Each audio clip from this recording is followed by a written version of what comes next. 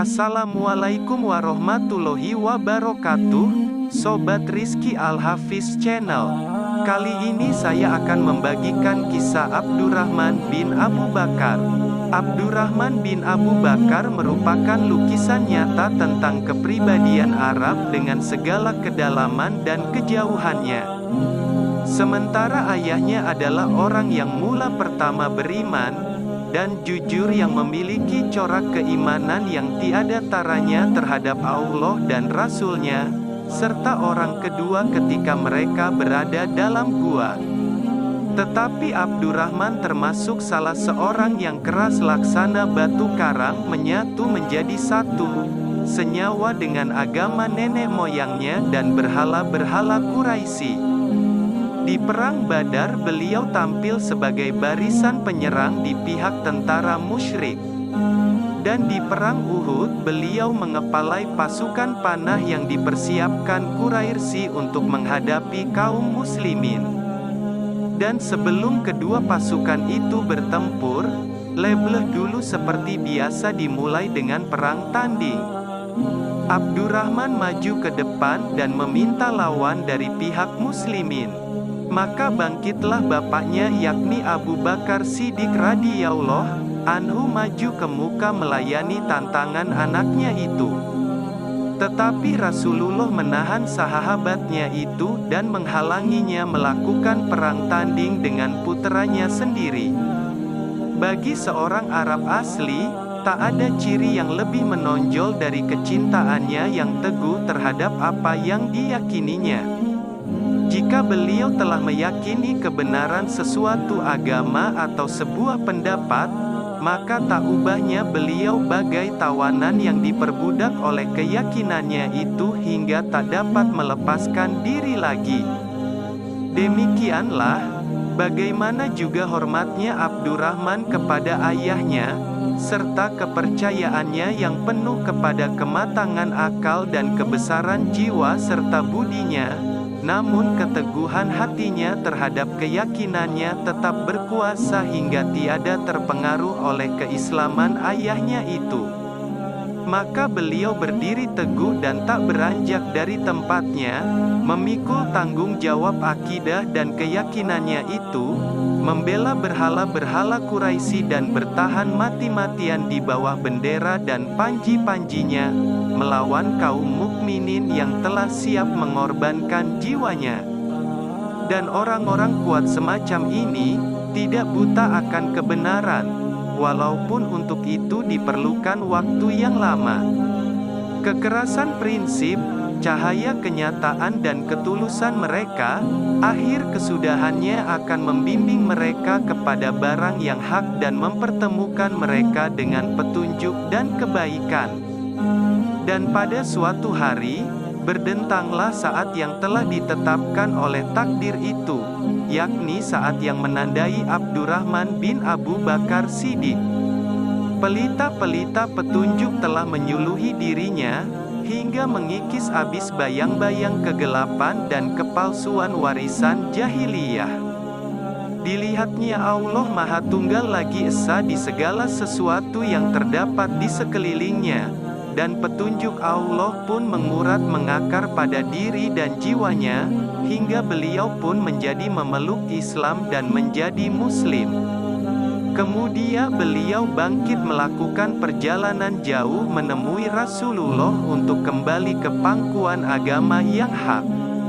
Maka bercahaya-cahayalah wajah Abu Bakar karena gembira ketika melihat puteranya itu baiat kepada Rasulullah Sallallahu Alaihi Wasallam. Di masa sebelum memeluk Islam beliau adalah pemuda yang jantan. Begitupun ketika beliau memeluk Islam secara jantan, tiada yang menariknya dan tiada pula yang beliau takuti untuk mengikrarkan dirinya sebagai seorang Muslim. Hal ini tiada lain adalah karunia Allah dan taufiknya. Pasca keislamannya, beliau berusaha mengejar ketertinggalannya yang selama ini beliau lewatkan. Beliau kembali ke jalan Allah dan di jalan Rasulullah serta orang-orang mukmin. Di masa Rasulullah Sallallahu Alaihi Wasallam, begitupun di masa khalifah-khalifah sepeninggalnya, Abdurrahman tak ketinggalan mengambil bagian dalam peperangan, dan tak pernah berpangku tangan dalam jihad yang aneka ragam. Dalam peperangan Yamamah yang terkenal itu, jasanya amat besar. Keteguhan dan keberaniannya memiliki peranan besar dalam merebut kemenangan dari tentara Musailamah dan orang-orang murtad. Bahkan beliaulah yang menghabisi riwayat Mahkam bin Tufail, yang menjadi otak perencana bagi Musailamah. Dengan segala daya upaya dan kekuatannya beliau berhasil mengepung benteng terpenting yang digunakan oleh tentara murtad sebagai tempat yang strategis untuk pertahanan mereka. Pada saat itu, Mahkam rubuh karena pukulan dari Abdurrahman, sedang orang-orang sekelilingnya lari. Terbukalah lowongan besar dan luas di benteng itu, hingga prajurit-prajurit Islam masuk berlompatan ke dalam benteng itu. Di bawah naungan Islam, sifat-sifat utama Abdurrahman bertambah tajam dan lebih menonjol. Kecintaan kepada keyakinannya dan kemauan yang teguh untuk mengikuti apa yang dianggapnya hak dan benar, kebenciannya terhadap bermanis mulut dan mengambil muka, semua sifat ini tetap merupakan sari hidup dan permata kepribadiannya. Tiada sedikit pun beliau terpengaruh oleh sesuatu pancingan atau di bawah sesuatu tekanan, bahkan juga pada saat yang amat gawat, yakni ketika Muawiyah memutuskan hendak memberikan baiat sebagai khalifah bagi Yazid dengan ketajaman senjata. Muawiyah mengirim surat baiat itu kepada Marwan, gubernurnya di Madinah, dan menyuruh membacakannya kepada kaum muslimin di masjid. Marwan melaksanakan perintah itu, tetapi belum selesai ia membacakannya, Abdurrahman bin Abu Bakar pun bangkit dengan maksud hendak merubah suasana hening yang mencekam itu menjadi banjir protes dan perlawanan keras. Katanya, "Demi Allah, rupanya bukan kebebasan memilih yang Anda berikan kepada umat Nabi Muhammad Sallallahu Alaihi Wasallam, tetapi Anda hendak menjadikannya kerajaan seperti di Romawi, hingga bila seorang kaisar meninggal, tampillah kaisar lain sebagai penggantinya." Saat itu Abdurrahman melihat bahaya besar yang sedang mengancam Islam, yakni seandainya Muawiyah melanjutkan rencananya itu, akan merubah hukum demokrasi dalam Islam di mana rakyat dapat memilih kepala negaranya secara bebas, menjadi sistem monarki di mana rakyat akan diperintah oleh raja-raja atau kaisar-kaisar yang akan mewarisi tahta secara turun-temurun. Belum lagi selesai Abdurrahman melontarkan kecaman keras ini ke muka Marwan, beliau telah disokong oleh segolongan muslimin yang dipimpin oleh Husain bin Ali, Abdullah bin Zubair, dan Abdullah bin Umar. Di belakang muncul beberapa keadaan mendesak yang memaksa Husain, Ibnu Zubair dan Ibnu Umar berdiam diri terhadap rencana baiat yang hendak dilaksanakan Muawiyah dengan kekuatan senjata ini. Tetapi Abdurrahman tidak putus-putusnya menyatakan batalkan baiat ini secara terus terang.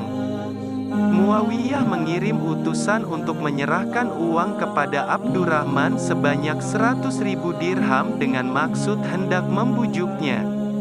Tetapi Abdurrahman melemparkan harta itu jauh-jauh dan menolaknya. Kembalilah kepadanya dan katanya bahwa Abdurrahman tak ingin menjual agamanya dengan dunia. Tatkala diketahuinya setelah itu bahwa Muawiyah sedang bersiap-siap hendak melakukan kunjungan ke Madinah, Abdurrahman segera meninggalkan kota itu menuju Mekah. Dan rupanya iradat Allah akan menghindarkan dirinya dari bencana dan akibat pendiriannya ini. Karena baru saja beliau sampai di luar kota Mekah dan tinggal sebentar di sana, ruhnya pun berangkat menemui Tuhannya.